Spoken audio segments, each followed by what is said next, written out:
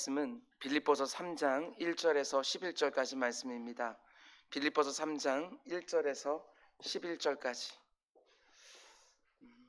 오늘과 다음 주 주일날 동일한 본문으로 하나님 말씀 함께 나누려고 합니다. 1절부터 11절까지 우리 한 절씩 교독합니다. 끝으로 나의 형제들아, 주 안에서 기뻐하라. 너희에게 같은 말을 쓰는 것이 내게는 수고로움이 없고 너에게는 안전하니라.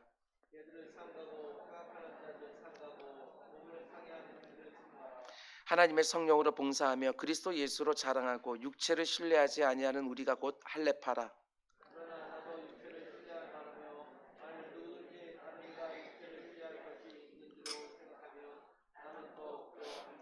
나는 8일 만에 할례를 받고 이스라엘 족속이요 베냐민 지파요 히브리인 중에 히브리인이요 율법으로는 바리새인이요.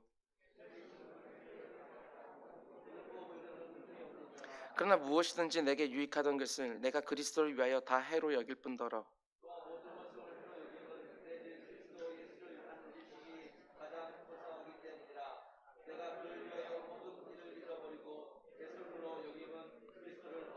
그 안에서 발견되려 함이니 내가 가진 의는 율법에서 난 것이 아니요 오직 그리스도를 믿음으로 말미암은 것이니 곧 믿음으로 하나님께로부터 난 의라.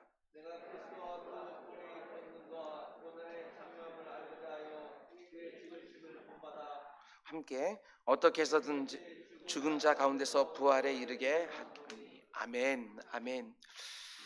오늘 빌립보서 강의 9번째 시간입니다. 오늘 말씀의 제목은 이전에 유익하다고 생각한 것들이 이제는 해롭게 여겨지는 성화, 이런 제목으로 말씀 전하도록 하겠습니다.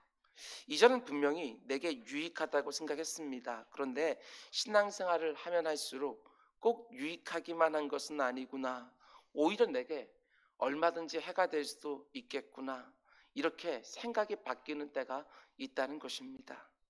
신앙생활을 하면 할수록 생각이 바뀌고 인식 체계가 바뀌며 가치를 매기는 기준이 바뀌는 것을 보게 되어집니다.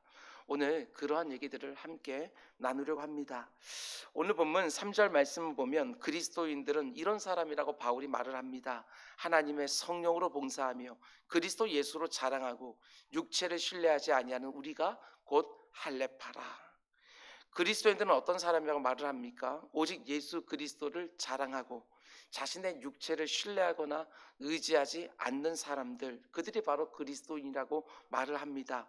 자신에게 있는 뭔가 탁월한 것을 자랑하는 것이 아니라 오직 예수 그리스도만 자랑하며 사는 사람들, 자기에게 있는 뭔가 더 가진 것들을 신뢰하고 의지하는 것이 아니라 오직 예수 그리스도만 신뢰하고 의지하며 살아가는 사람들, 그들이 바로 그리스도인이라고 말하는 것이지요. 어때요? 그렇게 살아가고 계십니까? 사도 바울이 이런 말을 굳이 하는 것으로 봐서 빌립보 교회를 포함하여 그 당시 초대교회 안에 이런 사람들이 있었던 것 같습니다. 예수님을 믿는다고 말을 하지만 사실은 자기를 믿는 사람들, 자기 안에 있는 뭔가 탁월한 것들을 믿고 신뢰하는 사람들, 예수님을 영화롭게 하기를 원한다고 말은 하지만 사실은 자신을 영화롭게 하고 싶은 사람들, 자기에게 있는 우월한 것들을 드러내서 사람들에게 인정받고 싶어하는 사람들이 있었던 것이지요. 그런 사람들이 교회를 하나 되게 하지 못하고 분열을 일으키고 있었기 때문에 사도 바울은 굳이 이렇게 말하는 것입니다. 그리스도인은 자신에게는 뭔가를 자랑하지 아니하고 오직 예수 그리스도를 자랑하고 자신에게는 뭔가를 신뢰하고 의지하는 것이 아니라 오직 예수 그리스도를 신뢰하고 의지하며 살아가는 사람들이라고 말하는 것이지요. 저와 여러분이 정말 이렇게 살기를 주님의 이름으로 축원을 드립니다. 이런 사람들 때문에 교회 안에 끊임없이 다툼과 나눔이 있고 하나됨을 이루지 못하는 것을 보고 오늘 본문에서 사도 바울이 아예 작정하고 이렇게 말하는 것을 보게 됩니다. 4절 말씀 보면 그러나 나도 육체를 신뢰할 만하며 만일 누구든지 다른 이가 육체를 신뢰할 것이 있는 줄을 생각하면 나는 더욱 그러하리니. 자신에게는 어떤 탁월한 것을 자랑하고 그것을 신뢰하고 의지하는 사람들이 그리스도의 몸된 교회를 너무나 힘들게 하고 해롭게 하니까 바울이 작정하고 이렇게 말하는 것입니다. 그래, 너희들이 말하는 논리대로 한번 따져보자. 육체의 탁월함으로 굳이 따지자면 너희들보다 내가 훨씬 더 탁월한 점이 많고 너희들보다 내가 훨씬 더 신뢰하고 의지할 것이 많다. 나도 한때는 너희들처럼 그런 것들을 자랑하고 그런 것들을 신뢰하고 의지하기도 했지만, 그러나 예수 그리스도를 만난 이후에는 오히려 그런 것들이 때때로 해롭다는 생각도 하게 되어진다, 이런 얘기를 하는 것이지요. 여러분, 오늘 말씀에도 참 귀한 메시지가 담겨 있습니다. 말씀 하나하나를 따라가면서 혹여라도 내가 예수 그리스도 외에 은근히 자랑하고 있는 것은 없는지, 그리고 예수 그리스도를 신뢰하고 의지한다고 말하지만 때때로 내게 있는 그 그럴듯해 보이는 것들을 오히려 신뢰하고 의지하며 산 것은 아닌지 돌아볼 수 있는 복된 시간 되기를 주님의 이름으로 축원드립니다. 사도 바울은 자기 역시 육체를 신뢰할 만한 것들이 많다고 말하면서 5절과 6절에서 이렇게 자신의 자랑거리, 다른 사람들이 갖기를 원하고 나도 한때는 정말 이런 것들을 갖기를 원했던 것을 열거하는 것을 보게 되었습니다. 나는 태어난 지 8일 만에 할례를 받았고, 나는 이스라엘 족속이고, 나는 베냐민 지파고, 히브리인 중에 히브리인이고, 율법으로는 바리새인이고, 열심으로는 교회를 박해하던 자고, 율법의 의로는 흠없는 자다, 이렇게 말하는 것을 보게 되었습니다. 그게 두 가지로 구분해 생각해 볼 수 있습니다. 사도 바울이 지금 자랑하는 것은 태어나면서부터 자기 부모에게 받은 탁월한 것들을 자랑하는 것이지요. 자기가 스스로 이룬 것은 아닙니다. 부모로부터 이어받은 자랑거리들. 또 하나는 자기가 스스로 노력해서 열심히 수고해서 얻게 된 탁월한 것들을 열거하는 것이지요. 사도 바울은 첫 번째로 이런 식으로 말하기 시작합니다. 너희들이 말하는 논리대로 하면 나는 태어날 때부터 너희들보다 자랑하고 신뢰하고 의지할 것이 훨씬 더 많은 사람이다. 가장 먼저 이렇게 말하죠. 나는 태어난 지 8일 만에 할례를 받았다. 창세기나 레위기를 보게 되었으면 아들을 낳고 8일 만에 할례를 행해서 그가 언약 백성의 후손이라는 것을 그 몸에다가 표를 내라고 명령을 합니다. 근데 자기의 부모가 신실하게 그 율법을 따라서 할례를 행했다는 것이지요. 자기 부모가 말씀 가운데 자기를 양육했다고 말하는 것입니다. 그래서 바울은 또 이렇게 자신을 소개합니다. 거기다 나는 이스라엘 족속이다.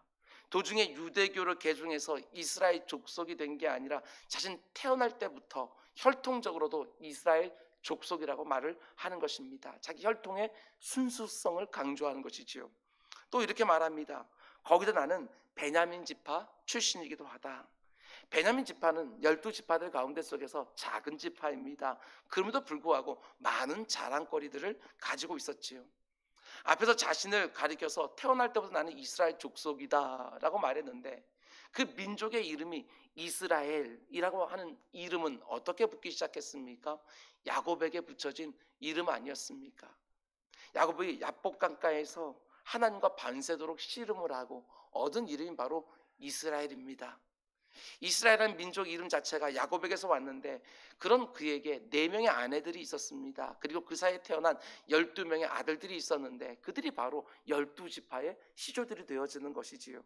가장 먼저 얻은 아내가 레아이고 두 번째로 얻은 아내가 라헬입니다. 그리고 그 두 여인의 시종이었던 비라와 실바까지 4명의 아내들을 얻고 그 가운데 12명의 아들을 낳고 그들이 바로 12지파의 시조가 된 것입니다. 그런데 우리가 잘 아는 것처럼 그 4명의 아내들 가운데 야곱이 가장 사랑했던 아내가 누굽니까? 라헬입니다. 그런데 라헬이 낳은 아들은 둘밖에 없지요. 하나는 요셉이고 또 하나가 베냐민입니다. 그러니까 지금 베냐민 지파는 이렇게 말하는 것이지요. 이스라엘 족속이라고 해서 다 같은 것이 아니라 우리는 야곱이 사랑했던 라헬에서 나온 지파다. 사도 바울은 그 얘기를 하는 거예요. 내가 바로 라헬에서 나온 그 베냐민 지파에 속해 있다고. 거기다가 창세기를 보게 되었으면 그 12아들들 가운데 11명의 아들들은 전부가 다 외삼촌 라반의 집이 있었던 밧단 아람 이방 땅에서 다 태어난 아들들입니다. 오직 베냐민만 가나안 땅 약속의 땅에 들어와서 그 노중에 낳은 아들이지요. 이것도 베냐민 지파에게는 자랑거리였습니다. 우리만이 이 약속의 땅에서 태어난 지파이다, 이렇게 말한 것이지요. 거기에다가 이스라엘 민족의 첫 번째 왕인 사울 왕에 속한 지파가 바로 베냐민 지파입니다. 솔로몬 이후에 북이스라엘과 남유다로 나눠지게 되었었는데 북이스라엘 10개의 지파가 속하게 되어지고 남유다에는 2개의 지파만 속하게 되었습니다. 그 2개의 지파가 바로 유다와 베냐민이지요. 그러니까 이스라엘의 정통성을 가지고 있는 지파가 바로 베냐민이라고 그들은 스스로 주장하며 다른 지파들에 비해서 자기들이 우월하다고 주장했던 것입니다. 사도 바울은 바로 그 베냐민 지파에 속해 있지요. 그래서 나도 너희들처럼 굳이 자랑을 하게 되어진다면 나는 베냐민 지파에 속한 사람이다, 이렇게 말하는 것입니다. 그리고 5절 말씀 보게 되었으면 거기다 나는 히브리인 중에 히브리인이다, 이렇게 말합니다. 이 말은 사도 바울 자신 지금까지 이방의 관습이나 문화나 전통에 영향을 받지 아니하고 히브리 전통을 잘 유지하고 살아왔다는 자랑이지요. 지금까지 사도 바울이 내세웠던 자랑거리는 태어나면서부터 자신에게 있었던 탁월한 점들입니다. 우리식으로 말하게 되어지면 나는 좋은 가문에 태어나서 좋은 부모님 밑에서 좋은 교육을 받으며 그 누구보다도 신실하게 살아왔다, 이렇게 말하는 것입니다. 우리 집안은 5대째 예수 믿는 집안이고 우리 집안에는 목사도 있고 장로들도 많고 권사들도 많고, 그래서 나는 어렸을 때부터 철저하게 신앙교육 받으면서 항상 말씀 가운데 살아왔다, 뭐 이런 식이 되는 것이지요. 또 한 가지 사도 바울이 언급하는 것은 지금까지 자기가 스스로 노력해서 수고해서 얻은 탁월함들입니다. 먼저 5절 맨 마지막 부분을 보면 나는 율법으로는 바리새인이다, 이렇게 말합니다. 율법의 기준으로 보면 자신은 바리새인이라는 거예요. 이제 그 당시로 보게 되어지면 바리새인이라고 하는 것은 대단한 자부심이고 자랑거리가 분명합니다. 바리새인들은 제사장 가문 출신들이 아닙니다. 그들은 평민들입니다. 오늘날은 말하면 목회자가 아니고 평신도들이지요. 그런데 그들은 목회자들보다도 성경 연구에 열심이었습니다. 그들은 연구만 할 뿐만 아니라 그 율법 그대로 지키려고 힘을 썼던 사람들이지요. 모세의 율법을 지키는 것은 물론이고 장로들의 유전과 서기관들의 전승까지 정말 토시 하나 빼놓지 아니하고 문자 그대로 지켰던 사람들이 바로 바리새인들입니다. 그 누구보다도 율법과 유전과 전승에 충실했기 때문에 이들의 삶도 당연히 다른 사람들과 구분되었습니다. 모든 죄나 불이나 거룩하지 못한 더러운 것으로부터도 분리되었습니다. 예수님께서 바리새인들의 책망을 많이 해서 우리에게 부정적인 이미지가 있지만 바리새라고 하는 이름의 뜻 자체가 분리입니다. 분리. 죄로부터의 분리, 불의로부터 분리, 더러운 것으로부터 분리, 성결하게 살았던 것입니다. 근데 이들은 죄로부터만 자신을 분리한 것이 아니라 다른 사람으로부터도 자신을 분리해서 우리는 너희하고 다르다 하면서 그것을 자기 의로 삼아 예수님께 책망을 듣기도 했었습니다. 근데 바리새인이라고 하는 것은 대단한 것이지요. 바울은 지금 자기 육체를 신뢰하고 자랑한 사람들에게 이렇게 말하는 것입니다. 나는 율법으로 보면 바리새인처럼 살았다. 너희들과 비교할 수 없을 정도로 철저하게 율법에 입각해 살았다, 이렇게 말하는 것입니다. 계속 6절 말씀은 또 이렇게 말합니다. 내가 열심으로는 교회를 박해했던 사람이다. 여기는 이런 뜻이 있지요. 이스라엘 역사를 보게 되었으면 하나의 전통이 흐르고 있는데 그것이 바로 비느하스의 전통이라고 불리는 것입니다. 이것이 맨 처음 어떻게 시작되었냐면 이스라엘 백성들이 광야로 나와서 그 가운데 출애굽하는 노중 가운데 있을 때에 모압 사람들의 꾀임에 넘어가서 우상을 숭배하고 그 이방 여인들과 음란한 행위를 한 적이 있습니다. 하나님은 그것을 진노하셨고 그들에게 연병을 보내셨습니다. 그리고 수많은 이스라엘 백성이 죽어가고 있는 그때에 그들이 아직도 정신을 차리지 못하고 이스라엘 남자 중에 하나가 모압 여인을 데리고 텐트로 들어가서 음란한 행위를 할 때에 이 비느하스 제사장의 아들이에요. 비느하스가 창을 들어서 그 남녀를 창으로 찔러서 함께 죽입니다. 하나님께서 그의 열심을 보고 그 가운데 그 연병을 다 거두어 가시고 진노를 푸시는 것을 보게 되었습니다. 그때부터 이스라엘 역사 가운데 속에 비느하스의 전통이라는 게 생긴 것이지요. 이것이 특별한 이유는 뭐냐면 이스라엘의 하나님의 언약 백성이라고 하는 그 순결함을 지키기 위해서라면 폭력을 써도 된다. 폭력을 써도 된다는 그 정도 열심으로 이스라엘 백성들의 순수함과 성전의 성결함을 지키려고 했던 사람들, 이들을 말하는 것입니다. 이들의 전통이 흐르다가 예수님이 오시기 약 200년 전에는 마카비 가문에서 이 느헤미야 전통을 앞세워서 그 가운데 로마 제국으로부터 독립하려고 하는 전쟁을 벌이다가 수많은 사람들이 죽기도 하고, 그리고 예수님이 계시던 그때에는 12제자 가운데 속에서도 한 명이 있었는데요, 그것이 바로 열심당원들입니다. 이들은 로마에 협력하는 사람들을 살해하고 겁박했던 것들을 보게 되었습니다. 바로 그 연장선에서 바울이 사울이었을 때 내가 바로 그 비느하스의 전통 가운데 그 열심을 가지고 율법을 지키려고 했고 성전을 지키려 했노라고 말하는 것이지요. 예루살렘에 있는 그리스도인들을 색출하는데 그런 앞장섰습니다. 스데반 집사가 돌에 맞아 죽을 때에는 사람들을 부추기고 선동해서 돌을 던져 첫 번째 순교자를 내기도 했습니다. 지상들의 선악을 받아서 다메섹에 있는 그 먼 곳까지 가서 그리스도인들을 잡아 죽이려고 가기도 했습니다. 폭력을 사용해서라도 유대교의 전통을 유지하고 율법을 수호하려고 했을 만큼 열심으로는 자기를 따라올 자가 없노라고 지금 말하고 있는 것이지요. 마지막으로 이게 결정적입니다. 6절 맨 마지막을 보게 되었으면 나는 율법의 의로는 흠이 없는 자라. 율법이 말하는 의의 기준으로 보면 나는 그 어떤 흠도 없다고. 모세의 율법과 장로들의 유전과 서기관들의 전승을 누구보다 정확하게 알고 있을 뿐만 아니라 그것들이 하라는 것은 다 하며 살았고 그것을 하지 말라는 것은 안 하며 살았다고. 자신의 의는 적어도 율법적으로 볼 때에는 그 어떤 흠도 없노라고 말하고 있는 것이지요. 그러니까 바울은 단지 자기가 태어날 때부터 주어졌던 탁월함만이 아니라 자기가 노력해서 수고해서 이룬 탁월함까지 내세우는 것입니다. 오늘 우리식으로 말하면 이렇게 말하는 겁니다. 내가 그 누구보다도 열심히 살았다. 내가 최선을 다해서 노력했다. 윤리적으로도 바르게 살았다. 신앙적으로도 그 누구보다도 신실하게 살았다. 당신들은 지금 태생적으로 얻은 것들과 그 외에 노력해서 얻은 것들을 놓고 그것들을 자랑하고 그것들을 신뢰하고 의지해 살아가지만 내가 태어날 때부터 주어진 것들과 그 이후에 노력해서 얻은 것들에 비하면 그거 아무것도 아니다. 너희들의 논리대로 하면 나는 자랑할 게 더 많고 신뢰하고 의지할 게 더 많은 사람이다. 그러나 하면서 전개하는 것이지요. 혹시 여러분 가운데 속에 이런 것들을 여전히 자랑하고 이런 것들을 여전히 신뢰하고 의지하며 사시는 분이 혹 계신지 모르겠습니다.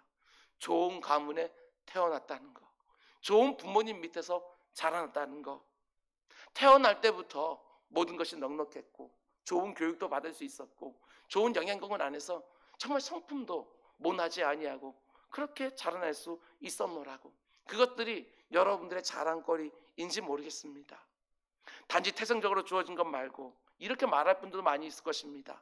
다른 사람들 게으르고 나태할 때에 열심히 안 할 때 나 열심히 공부했노라고 최선을 다해서 내게 주어진 일들 하나하나씩 감당하면서 오늘까지 왔다고.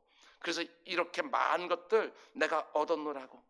다른 사람들과 경쟁했지만 그때마다 최선을 다했고 그렇다고 해서 내가 도덕적으로 함부로 산 것도 아니고 그렇다고 신앙생활 내가 제대로 안 한 것도 아니고 이런 것들이 나에게 은근한 자신감도 주고 아무리 다른 사람들 힘겹다고 말하는 그 순간에도 그런 것 때문에 별로 어려움도 없는, 그래서 그런 것들을 신뢰하고 의지하며 지금도 살고 있는 분이 혹 있는지 모르겠습니다. 그런데 자랑거리로 따지면 내가 탁월한 것들과 비교할 수 없을 만큼 정말 탁월한 것들이 많았던 사도 바울이 곧바로 뭐라고 고백하는지 들어보시기 바랍니다. 7절 그러나 무엇이든지 내게 유익하던 것을 내가 그리스도를 위하여 다 해로 여길 뿐더러. 바울이 앞에서 열거한 것처럼 예수님 만나기 전에는 분명히 자랑거리였어요. 나를 유익하게 하던 것들이었어요. 그런데 이제 뭐라고 부릅니까? 지금은 해로운 것이다. 이렇게 말하는 것을 보게 되었습니다.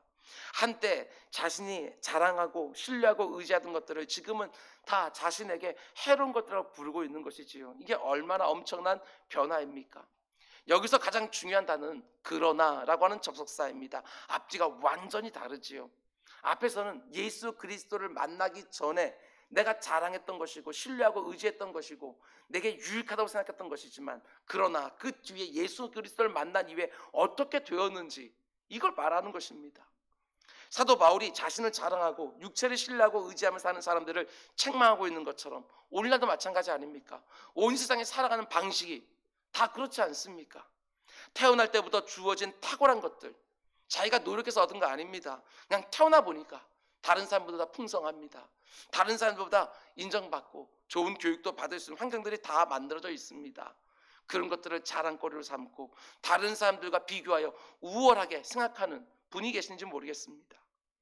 태어날 때는 좀 부족했다 할지라도 스스로의 힘으로 뭔가를 이룬 사람들, 이 사람들이 더 위험합니다.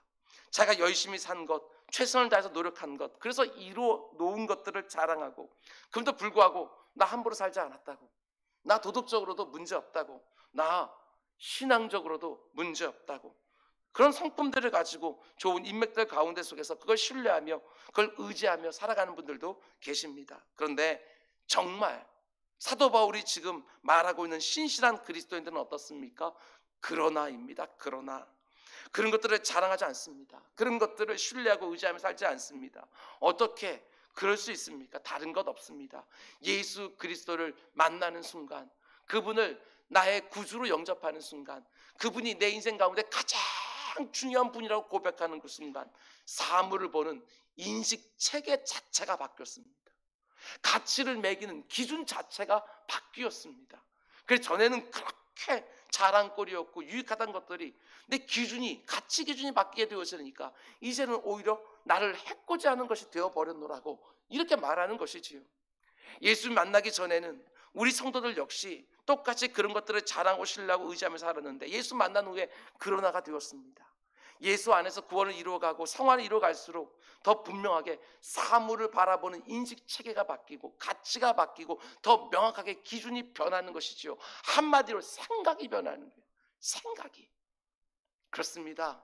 목회를 하면서 제 자신도 보고 여러분도 보지만 인식의 변화, 가치의 변화, 기준의 변화, 생각의 변화가 얼마나 중요한지 모릅니다. 우리 기독교가 말하는 성화라는 것은 생각의 변화를 먼저 말하는 것입니다. 예수 믿기 전에 나의 자랑거리가 되고 내가 신뢰하고 의지했던 것들이 예수 믿은 후에는 그러나가 되는 것이지요. 그리스도 안에서 점점 성화되어 가면 어느 순간부터 전에는 유익하다고 생각했던 것들까지 이제는 얼마든지 나에게 해로운 것이 될 수 있다고 고백하기 시작을 합니다. 왜 이런 고백이 나옵니까? 인식이 바뀌었습니다. 가치와 기준이 바뀌었기 때문에 이런 고백이 나오는 것이지요. 쉽게 말하면 많은 성도님들이 이런 말을 하는 것을 제가 참 많이 듣습니다. 말씀을 많이 들으면 뭐하나 삶이 안 따라주는데.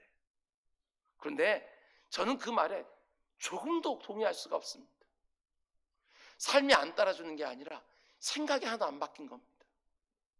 생각이 안 바뀌는 거예요. 그러니까 삶이 안 따라주는 것이죠. 말씀 앞에 계속해서 나를 세워놓으면서 내 생각이 바뀌어야, 인식 체계 자체가 바뀌어야, 가치를 매기는 기준 자체가 바뀌어야 우선순위도 바뀌는 것이고, 무엇인가를 뭔가를 하는 것, 먼저 하는 것이고 나중에 할 수 있는 것들이고, 뭔가를 하고 안 하는 것들이지, 예수 믿기 전하고 생각이 똑같은데 그 가운데 삶 속에서 뭐 하나 하고 안 하고, 얼마든지 그럴 수 있지요. 근데 그것이 진실한 변화일까? 아니요. 얼마든지 별거 아는 일 가운데 속에 안 하던 것 또 하고 하던 것 또 안 하는 일들로 쓱 돌아갈 수 있어요. 왜? 겉으로 볼 때에는 많이 변한 것처럼 보이더라도 생각 자체가 하나도 안 바뀌게 되었으면 언제라도 무너질 수 있는 모래성일 수밖에 없어요. 진짜 성경이 말하고 있는 진실한 삶의 변화, 성화는요, 내 가치관 자체가 바뀌게 되어지는 거예요. 너무나도 중요한 모습이죠. 사도 바울은 앞에서 말했습니다. 복음에 합당한 생활을 해라. 그런데 어떻게 복음에 합당한 생활을 할 수 있습니까? 무엇보다도 생각이 바뀌어야 되는 거예요. 인식 체계가 바뀌어야죠. 가치와 기준의 변화가 일어나야 되는 거예요. 그래야 복음에 합당한 생활이 비로소 제대로 가능해지는 것이지요. 제가 여러 차례 말씀을 드렸지만 사도 바울이 쓴 서신서들을 보면 그 구성이 어떻게 되어 있습니까? 앞에 보게 되었지만 언제나 이론이 나와요. 교리가 먼저 나옵니다. 그리고 뒷부분에 나가서 언제나 생활, 윤리, 삶이 나오게 되어져. 왜 이런 순서로 사도 바울이 늘 서신서를 기록합니까? 다른 거 아닙니다. 그냥 이렇게 저렇게 살라고 말하는 것이 아니라 왜 그렇게 살아야 되지를 먼저 말해주는 거예요. 그러면서 자기가 가지고 있었던 그 생각이 깨져야 거기서부터 참된 순종이 나오니까 이론과 교리를 먼저 말하면서 그 가운데 인식이 변하고 가치가 변하고 기준이 변해야 진정한 삶의 변화가 비로소 가능해지기 때문에 그런 방식으로 서신서를 기록하고 있는 것이지요. 정말 그렇지 않습니까? 사물을 보는 인식체가 하나도 안 바뀌었는데, 삶을 바라보는 가치를 매기는 그 기준 자체가 하나도 바뀌지를 않았는데, 내 삶 속에서 무엇 하나를 하고 안 하고 예수 믿은 다음에 변화가 있다고 해서 그것이 어떻게 진정한 변화가 될 수 있냐는 거예요. 성경은 언제나 우리들에게 속사람이 변한다고 말하는 거예요. 겉사람이 이거하고 저거하고 이게 문제가 아니라 속사람 자체가 변해야 그때서부터 하나님이 원하는 진정한 순종, 진정한 삶의 변화를 이루어갈 수 있다고 말하는 것이지요. 얼마든지 속사람은 하나도 변하지 아니하고 겉으로 드러나는 모습들 이거 하나 저거 그냥 겉모습만 조금씩 바뀔 수 있어요. 그런데 그 모든 것들은요, 중심 보시는 하나님 앞에서 아무것도 아니라고 하나님께서 말씀하시는 것이지요. 네 중심이 바뀌어야 된다고. 이 땅을 살아가는 수많은 사람들이 온통 자랑하고 중요하게 생각하고 가치롭게 생각하던 것들을 나도 자랑하고 중요하게 생각하고 가치롭게 생각을 했는데 어느 순간부터 그러나 하고 변화가 시작되어지는 것입니다. 인식과 가치와 기준의 전복이 이루어지는 거예요. 그게 바로 우리 기독교가 말하는 성화라는 것입니다. 어떻습니까? 예수를 믿기 전과 예수 믿은 후에 사물을 바라보는 인식체계 좀 많이 바뀌셨습니까? 상황을 바라보게 되어지는 그 내 생각이 좀 많이 바뀌었냐는 것입니다. 그게 바로 복음이 우리를 이끌어가고 싶어하는 성화의 자리인 거예요. 생각이 먼저 바뀌는 거. 사도 바울은 자신의 인식과 가치와 기준이 바뀌기 시작하니까 이전에 자기가 자랑거리로 생각했던 것들, 자기가 신뢰하고 의지하던 것들이 어떻게 변했다고 말합니까? 내게 유익하던 것들을 내가 그리스도를 위하여 다 해로 여길 뿐더러. 이게 얼마나 엄청난 변화입니까? 전에는 유익했어요. 유익. 근데 지금 해가 되어져요. 완벽하게 달라진 거예요. 그러나 이 표현을 잘 보셔야 됩니다. 다 해로 여길 뿐더러 이렇게 말해요. 여긴다고 말합니다. 여긴다고. 실제로 해로운 것은 아닌데 해로운 것들로 여기게 되었다고 고백하는 거예요. 여러분, 복음에서 이게 얼마나 중요한 표현인지 모릅니다. 여긴다는 거. 저와 여러분 여전히 죄인 아닙니까? 그거 자타가 공이라는 정말 못된 것들이 아직까지도 가득한 죄인들이 맞지요. 정말 다른 사람들에게는 예의 있어 보이고 교양 있어 보이는지 모르겠지만 내 중심까지 다 보시는 하나님 앞에 뭔가 자신 있게 내어놓을 수 없는 것들이 바로 우리들 모습 아닙니까? 그럼에도 불구하고 예수 그리스도가 십자가에서 이루신 그 공로 때문에 하나님께서 우리들을 향해서 뭐라고 말씀해 주셔요? 너 의인이야 이렇게 말하는 것이 아니라 의롭다고 여겨주신다. 의롭다고 여겨주셔서 우리가 천국 백성이 되어지는 것 아니겠습니까? 그러니까 실제로 해로운 것은 아니지만 해로운 것들로 지금 여기게 되었다고 말하는 거예요. 전에는 유익하다고 생각했는데 이제 와서 보니까 전혀 쓸모없었습니다. 이런 말을 하는 게 아니라는 거예요. 그 자체로는 그 본질로는 여전히 유익한 거예요. 그런데 이제는 그걸 단지 유익하다고만 생각하는 것이 아니라 얼마든지 나를 해롭게 할 수 있다고, 걸려 넘어지게 하는 장애물이 될 수 있다고 여기게 되었다고 고백하는 것입니다. 한마디로요, 그건 다 똑같아요. 자기가 태어나면서 얻은 탁월함들, 살아가면서 취득했던 탁월함들, 그거는 그 가치는 똑같을지 모르겠어요. 그런데 내 생각이 바뀌었다는 거예요. 그것을 바라보는 나의 기준이 바뀌었다는 거예요. 전에는 나를 온전히 유익하게만 한다고 생각했는데 이제는 얼마든지 나를 해롭게 할 수도 있겠다라는 생각이 들었다는 것이지요. 그런데 도대체 무엇이 사도 바울의 인식과 가치와 기준을 그렇게 완전히 바꿔놓다 고백합니까? 7절을 보게 되어지면 이렇게 고백하지요. 내가 그리스도를 위하여 다 해로 여길 뿐더러. 번역이 좀 아쉽습니다. 내가 그리스도를 위하여, 이 번역보다는 내가 그리스도 때문에 그 모든 것들을 해롭게 여길 뿐더러 이렇게 되어지는 것입니다. 내가 예수님을 인격적으로 만났기 때문에 내 생각이 바뀌어놓으라고. 예수님 때문에 그동안 내가 가지고 있었던 내 인식과 내 가치와 내 기준이 완전히 바뀌어놓으라고. 예수님 때문에 이전에 내게 유익하다고만 생각했던 것들이 이제는 얼마든지 해로운 것이 될 수도 있다고 내가 그렇게 생각하게 되었노라고 지금 고백하는 것이지요. 전에는 내게 너무나 유익해 보이는 것들이 이제는 복음에 합당한 생활을 하려고 하는 나의 발걸음을 오히려 무디게 하고, 오직 그 하나님께서 원하시는 삶을 사는데 오히려 방해가 되고 걸려 넘어지게 하는 장애물들이 얼마나 될 수 있다고 그렇게 여기게 되었노라고 말하는 것입니다. 그럼 생각해 봐야죠. 좋은 가문에서 태어나는 것이 나쁜 일입니까? 좋은 부모님 만난 거 그것이 내게 해로운 일입니까? 좋은 교육 받은 거 그것이 어떻게 나쁜 것이 될 수 있냐고요. 그런데 어떻게 그렇게 좋은 것들이 내 삶에 해가 된다고 지금 사도 바울은 말하고 있는가?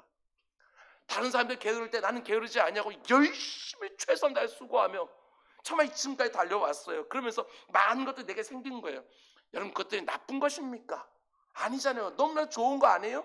그런데도 어떻게 그것이 해가 된다고 지금 사도 바울은 말하고 있냐는 것입니다. 절대로 그 자체로 그 본질적으로 나쁘거나 해로운 것이 절대로 아님에도 불구하고 바울은 왜 내게 해로운 것이기에 나는 배설물처럼 여기면서 얼마든지 버리겠다고 말을 하는가? 잘 들으시기 바랍니다. 사도 바울의 마음을 좀 느껴보셔요. 전 너무나도 감동이 됩니다. 무엇보다 그는 자기 자신을 잘 보는 거예요. 예수 그리스도를 담의 도상에서 만난 이후에 지금까지 슈퍼텔 향해 달려왔지만 자꾸 내게 있는 탁월한 것들을 나도 모르게 신뢰하고 의지하려는 생각들이 듭니다. 이게 이해가 되세요? 심지어 은근히 다른 사람들 만났을 때 그것을 자랑거리로 그걸 가지고 다른 사람들과 비교하면서 때로는 우월감을, 때로는 열등감을 느끼고는 자기 자신을 발견하게 되어지는, 차라리 이것이 없었더라고 한다면 내가 오직 예수 그리스도만 온전히 신뢰하고 의지할 수 있었는데 이것들이 있으니까 그게 자꾸 방해를 받는 거예요. 정말 내게 있는 그 모든 것들을 가지고 오직 예수 그리스도께만 집중하며 이 사역을 감당하고 싶은데 그게 잘 되질 않는 거예요. 오직 그분을 신뢰하고 의지하는데 이게 자꾸 방해거리가 되어지는 거예요. 우리도 그렇지 않습니까? 뭔가 인생의 문제를 만났을 때 하나님 앞에 나가서 우리 기도 안 하는 거 아닙니다. 기도하지요. 하나님 해결해 달라고 막 부르짖어요. 그런데 나도 모르는 사이에 하나님이 이거 응답 안 해주시면 내가 내 힘으로 해결할 수 있는 뭔가 뒷구멍에다가 뭔가 만들어 놓은 것들이 다 있는 거예요. 그러다 보니까 기도할 때도 간절하지 않아요. 왜? 하나님이 응답 안 해줘도 내 힘으로, 내가 가지고 있는 그 탁월함으로 얼마든지 해결할 수 있으니까. 왜 우리가 그렇게 간절히 하나님 앞에 매달리며 기도하지 않아요? 하나님이 안 도와주셔도 내가 가지고 있는 탁월함으로 얼마든지 그 문제를 해결할 수 있다고 생각하는 거예요. 그것들을 은근히 신뢰하고 의지하고 있으니까 하나님 앞에 전적으로 매달리지를 못해요. 사도 바울이 그걸 느끼는 거예요. 차라리 이것이 없었더라. 내가 온전히 하나님을 의지하고 하나님께만 부르짖으며 살 텐데 그런 것들이 있으니까, 내 뒷구멍에 뭔가 만들어 놓은 것들이 있으니까 하나님께 온전히 집중하지를 못하는 거예요. 순간순간 내가 태어날 때부터 얻었던 탁월한 것들, 지금까지 살아오면서 내게 생겼던 그 모든 탁월한 것들, 그것들 더 의지하게 되어지는 거예요. 누구보다 윤리적으로 살았고, 누구보다 신앙적으로 살았고, 누구보다도 열심으로 살았고, 로마 시민권도 가지고 있고, 학문에 뛰어나고, 해외 유학까지 하고, 이 모든 조건들이요 하나님만 의지하는데 자꾸 방해가 되어지는 거예요. 이 사도 바울의 마음이 좀 느껴지냐고요. 바울은 그것들을 발견해 너무너무 고통스러워서 차라리 이것이 나에게 없었으면, 이것이 내게 해롭다고 주님만 의지하는데 이 마음이 좀 느껴져야 되는 거야. 이게 참 이것들이 사도 바울이 느껴지는 순간, 사도 바울은 이렇게 주님을 사랑하고 이렇게 주님께만 의지하며 살기를 원했구나 하는 것들이 느껴지는 것이지요. 평상시에 보는 것처럼 유익하던 것이 왜 해롭다고 말을 하는가? 왜 이걸 배설물처럼 한다고? 그것 가지고 복음 증거하는데 얼마나 유익하게 사용하는가? 이 사도 바울도 그것을 복음 증거하는 사용했어요. 그런데 순간순간 그것을 신뢰하고 그것을 의지하는 자기 모습을 보면서 차라리 배설물처럼 다 잃어버렸으면 좋겠다. 그 진심이 보여지는 거예요. 그 진심. 우리도 그러지 않습니까? 우리는 정반대로 내게 있는 뭔가 탁월한 것 때문에 그것을 신뢰하고 의지하는 것이 아니라, 우리는 또 반대로 내 인생 가운데 모자라다고 생각되어지는 거, 그것 때문에 하나님께 늘 화가 나 있잖아요. 표현은 못해도 내 삶 가운데 뭔가 모자란 것 때문에 하나님을 더 전심으로 못 믿는 거, 우리는 이런 것들이 있지 않아요? 그런데 사도 바울의 마음도 한번 보셔요. 많은 것 다 가진 사람처럼 보였지만 그러나 그것이 주님과 나 사이와 끼어들어오는 것만 같으면 이거 다 버리고 싶다고, 주님과 나를 사이를 방해하는 오히려 해코지하고 있다고 나한테 이 마음이 느껴지는 거예요. 뿐만 아니라 두 번째로 저는 이런 점도 있지 않았을까 묵상을 했어요. 사도 바울이 그 탁월한 거, 그것 때문에 내가 살아가는 모습을 보면서, 내가 사역하는 모습을 보면서 사람들이 내 사랑하는 주님을 보지 않고 자꾸 나를 봐요. 나를. 그냥 내가 아니라 내게 있는 그 탁월한 것들을 바라보는 거예요. 사도 바울이니까 그렇게 하지. 사도 바울이니까 그렇게 하지.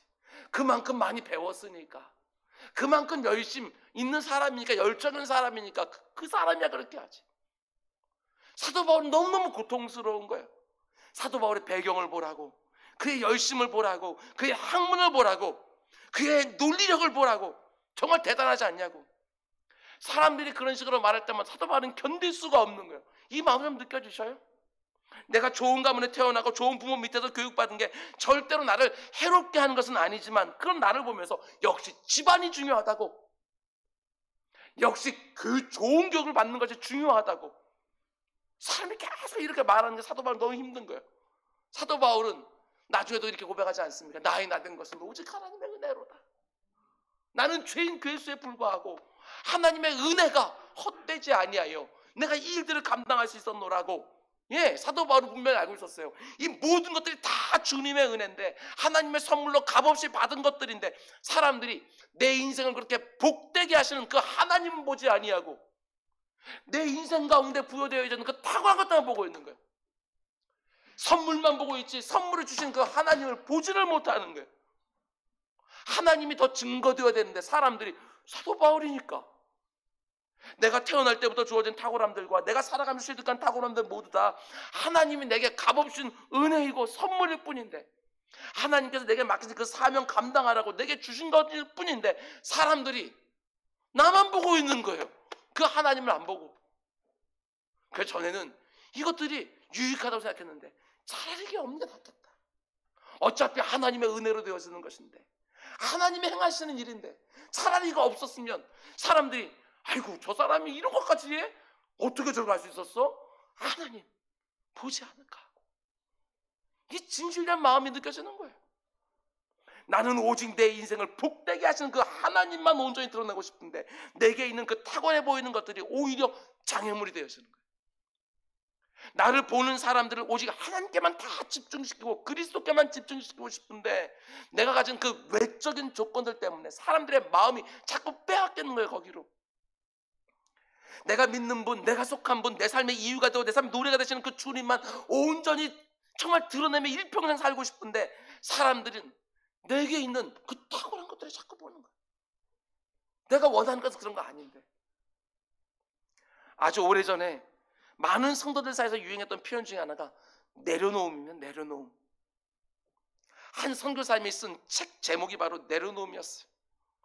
모든 사람들이 다 갖고 싶어하는 거, 모든 사람들이 다 되기를 원하는 거, 그래서 모든 사람들이 다 부러워하는 거, 그거 다 내려놓고 선교사로 갔던 그분이 쓴 책 제목 내려놓음. 그게 많은 한국교회 성도님들에게 감동을 준 거예요. 아니 어떻게 그 좋은 거 다 내려놓고 저렇게 못 사는 나라에 선교사로 갈 수 있냐고. 더 정확하게 말하게 되어지면 그 선교사님에게 관심을 다 갖는 것들이 아니라 그 선교사님 내려놓은 것들, 그것들을 보면서 어떻게 저럴 수 있냐고. 저는 정말 안 그랬으면 좋겠어. 우리가 기독교 서적에 가면 경건서적들, 그리고 또 간증한 것들, 막 이런 것들 많이 보게 되어지면 어떤 것에 사람들이 열광을 해요? 그리스도인들이 열광을 합니까? 정말 누가 봐도 남부럽지 않게 떵떵거리며 살 수 있을 텐데, 그것들 다 내려놓고 낮은 자리에서 겸손하게 살고 막 이렇게 되었지만, 사람들이 그것을 보면서 감동받아 하면서 그 사람에게 집중해요. 아니 더 정확하게 말하면 그 사람이 내려놓은 거. 왜? 내가 갖고 싶은 거니까. 그거 너무너무 부럽고 나도 그게 되고 싶은 거니까. 뭐요? 생각이 안 변했어요. 예전에 예수를 모를 때 예수가 가장 귀하다고 하면 그 선교사님이 왜 그것을 내려놓을 수밖에 없었는지, 예수 그리스도가 가장 고상하기 때문에 그 다른 것들은 정말 배설물처럼.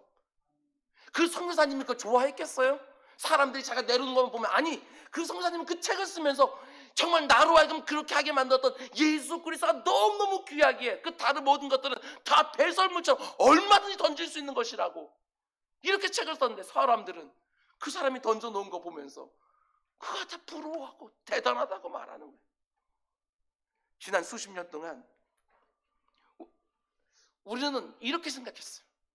내가 공부를 열심히 하고 좋은 대학에 가고 좋은 직장에 가고 떵떵거리고 살고, 그러면서도 겸손하게 살고, 그러면서 좋은 일 많이 하고 그러면 하나님 영광 받으실 것처럼, 내 자녀를 정말 어떻게든 공부 열심히 시켜가지고 좋은 대학 보내고 좋은 직장 보내고 높은 자리에 앉히고 막 이래서 하나님의 역사들을 드러내면 이 세상이 바뀔 것처럼 이렇게 생각을 했어요. 정말 그렇게 되었습니까? 수십 년 동안 우리 모두가 거기에 매진했기 때문에 예전과 달리 교회 안에 정말 세상적으로 보더라도 부러움 살 만한 사람들 많이 들어왔어요. 사회 지도층에 있는 사람들 보게 되어지면 정말 교회 다니는 사람 정말 많이 있지요. 국회의원 300명 가까이 되는 가운데 속에서 종교가 기독교인이 제일 많고, 지도층에 있는 CEO들 보게 되어지면 교회 다니는 사람들이 가장 많고, 뭔가 탁월해 보이는 사람들, 예수 믿는 사람들이 너무너무 많은데, 그래서 우리 세상이 변했나요? 교회가 복음이 더욱더 흥황하게 계속 발전하고 있나요? 확장되어 가고 있나요? 아니요. 지금 우리들의 모습을 보라고요. 교회 안에 그렇게 탁월한 사람들이 그렇게 많은데 힘 한 번 쓰지 못하고 이렇게 또 쇠락하고 있는 우리들의 모습을 좀 보시라고요. 순진하게 생각하는 거예요. 내가 성공해서도 이렇게 사는 모습, 본을 보여주게 되어지면 마치 세상 가운데 속에 선한 영향을 끼쳐서 세상을 바꿀 수 있는 것처럼 생각을 하지만, 아니요. 너무나도 순진한 거예요. 본이 되어 세상을 바꾼다? 그런 법은 없어요. 만약 그런 식으로 세상을 바꿀 수 있다고 한다면 우리 주님이 이 땅에 오셨을 때 왜 공생애를 고작 3년밖에 안 사시냐고요. 사람들에게 자신을 드러내기 시작해서 3년밖에 안 사셨어요. 그러지 마시고 오랫동안 사시면서 많은 사람들에게 본이 되어주시면 세상을 더 효과적으로 바꿀 수 있었을 거 아니에요. 근데 우리 주님 어떻게 해요? 십자가를 죽으셨거든요. 그런 방법으로 세상이 변하는 게 아니라는 거예요. 본질적인 변화가 필요하다는 거예요. 세상 사람들이 갖기 원하는 거 너도 갖기 원하고, 세상 사람이 되기 원하는 거 너도 되기 원하고, 세상 사람이 누리고 싶은 거 너도 누리기 원하면서 다 똑같은데 뭔가 인식 체계도 다른 것도 없고, 가치관도 다른 것도 없고, 가치를 매기는 기준도 다른 것이 없는데 그것 가지고 어떻게 세상을 바르게 섬길 수 있을 거냐고 지금 사도 바울 말하는 것입니다. 우리의 생각이 바뀌어야 돼요. 우리들의 인식 체계가 바뀌어야 되는 것이고, 가치를 매기는 기준 자체가 좀 달라요. 이 세상 사람들은 이렇게 하면 여기다 가치를 매겨주지만 우리 그리스도인이 보실 때는 그 자체가 문제가 아니고, 이거는 해롭게도 할 수 있는 것이고 유익하게도 할 수 있는 거예요. 그거 말고 다른 기준으로 그 인생을 바라보고 다른 가치로 뭔가를 매기는 것들이고, 이런 것 아니겠어요? 어떻게 하늘에다가 모든 것들을 다 쌓아놓고 산다고 영원을 바라보는 사람들이 세상 사람들 이 땅에서만 쌓아놓은 것으로 되는 것, 그 똑같은 가치를 가지고 살 수 있느냐? 그러다 보니까 세상이 안 변해요. 그리스도인들이 이렇게 많으면서도 불구하고. 우리들 자녀들 양육하면서도 이런 소원을 부모들이 꼭 가지고 있어야 돼요. 내 자녀에게 이런저런 타이틀을 붙여주는 게 대수가 아니고 생각하는 것 자체가 달라야 돼요.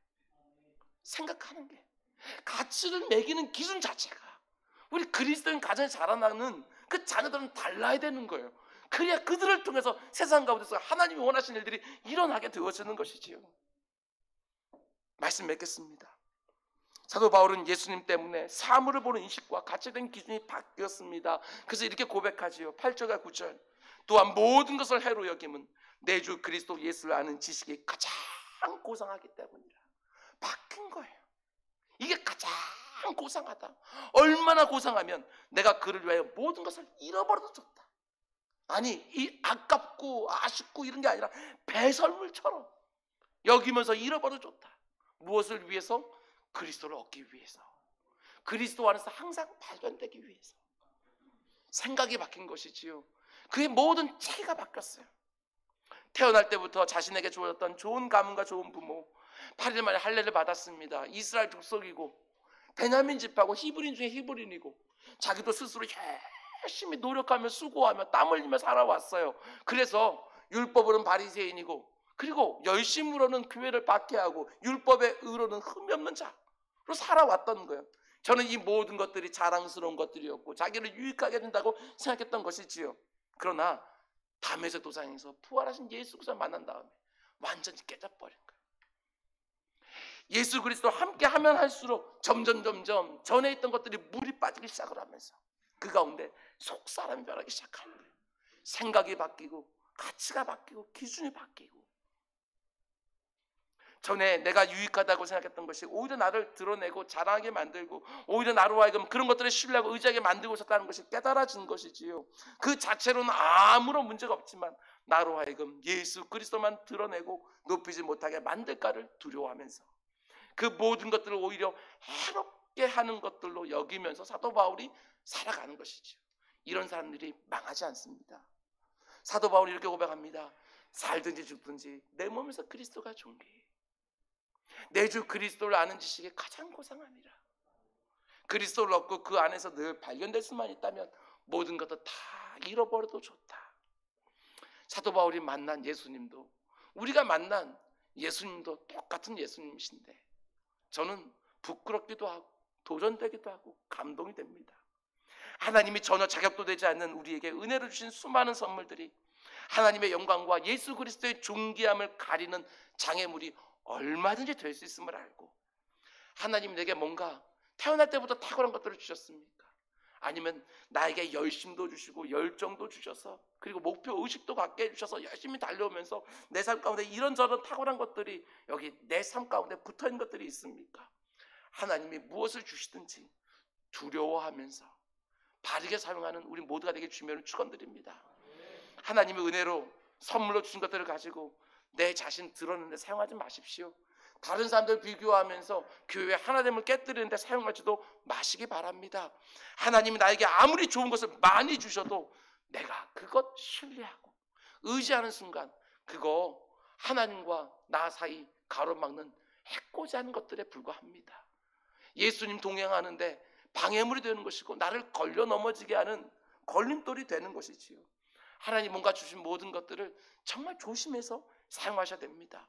여러분, 이 세상을 좀 보시기 바랍니다.